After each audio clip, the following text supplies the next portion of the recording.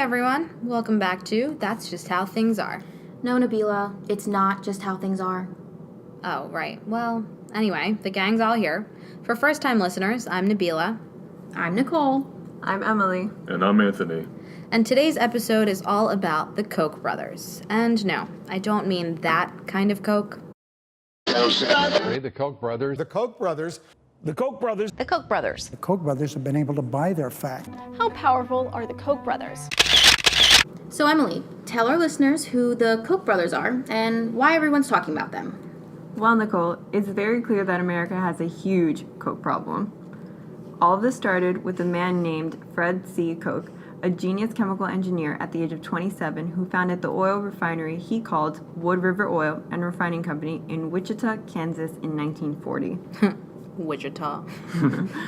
Years later, it changed to Koch Industries. Over time, the business branched off into multiple other operations, including agriculture and consumer goods manufacturing, after accumulating thousands of employees every year.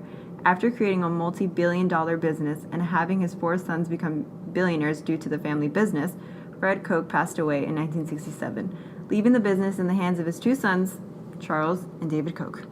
Wait. Aren't they, loaded? Well, according to Forbes magazine, Charles and David Koch have a staggering net worth of $53.7 billion each. Wow. Easily making them 2 of the richest people in the world. The brothers receive most of their revenue from the previously mentioned Koch Industries, which is currently ranked as one of the largest privately held companies in the U.S. on Forbes' yearly listings, and was ranked number 2 on the list in 2018. The company's annual revenue is roughly $110 billion, raking in the dough the brothers need to take action where they believe action is needed. So, yeah, they're basically loaded. Well, geez, that's more than Kylie Jenner's worth, and everyone knows who she is. So we conducted a survey of 50 students on the Stockton University campus, revealing that a mere 16% of students knew who the Koch brothers were. And of those 16%, less than half knew about the vast amount of political contributions made by them. The Koch brothers used their power and resources to tip the scales in any political campaign of their choosing, and this was on full display in the 2012 presidential election. During the election, the total spending of the top 10 unions came to around $153 million. These unions include individual political action committees and outside donors. Surely the combined efforts of these contributors would outshine anything that the Koch brothers put forth. Sadly, that's not the case, as their combined efforts put forth around $412 million in donations, $407 million of which were paid with dark money, which is money from an unknown donor being spent on political elections in order to influence the voters' decisions. This leads to a system of stealth politics, where individuals engage in economic and political activity to advance unpopular, unequal, and highly conservative ideas behind closed doors. Corporate titans with this ability to spend an infinite amount of money anonymously on personal agendas are simultaneously avoiding any and all political accountability. Well, again, how does this really affect the average American? Charles and David Koch have strong influences on public education across the country, serving as conservative-leaning donors, backing almost whichever school they want. For many years, George Mason University in Fairfax, Virginia, received millions of dollars from the Charles Koch Foundation, and in 2018, student activists were denied access to secret documents supposedly pertaining information on Koch's political and philosophical control on the school.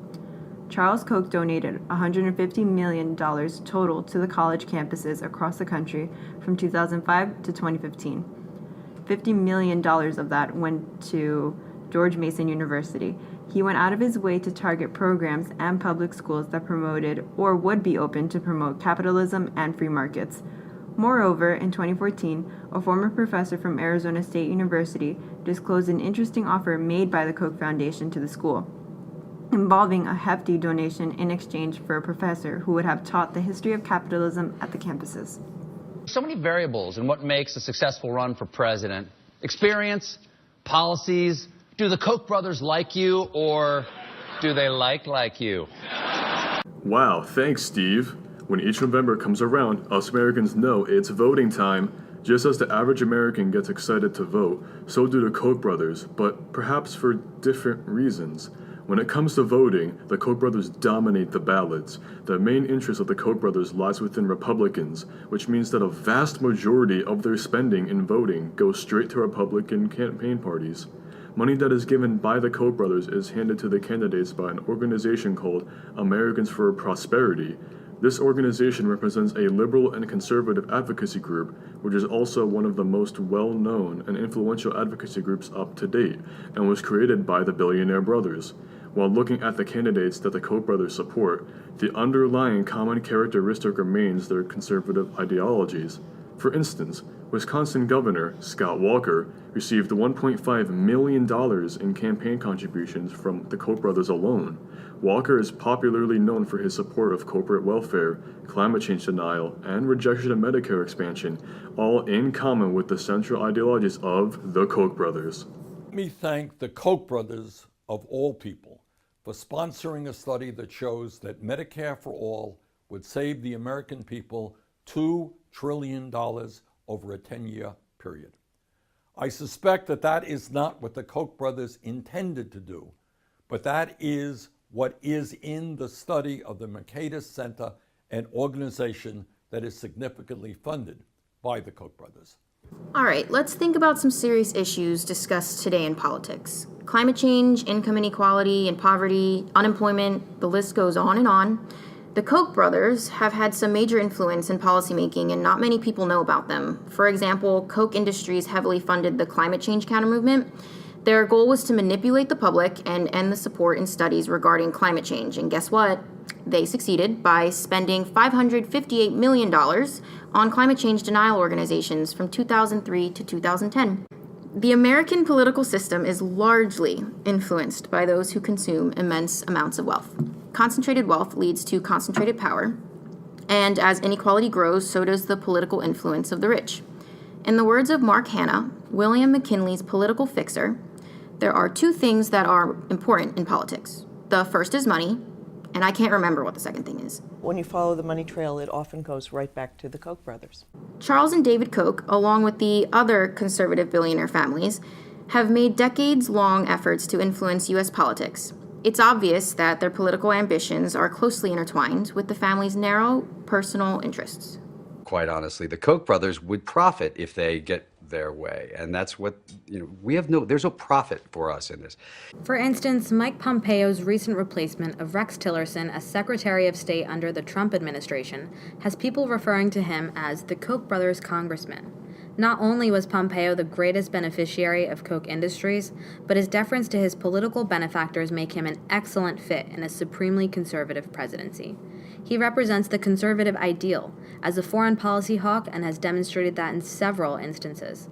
Pompeo's opposition to the Iran nuclear deal, anti-Muslim sentiments, support for the continuation of Guantanamo Bay detention camp, and defense of the NSA's unconstitutional surveillance programs clearly exhibit that he is indeed the Koch brothers congressman.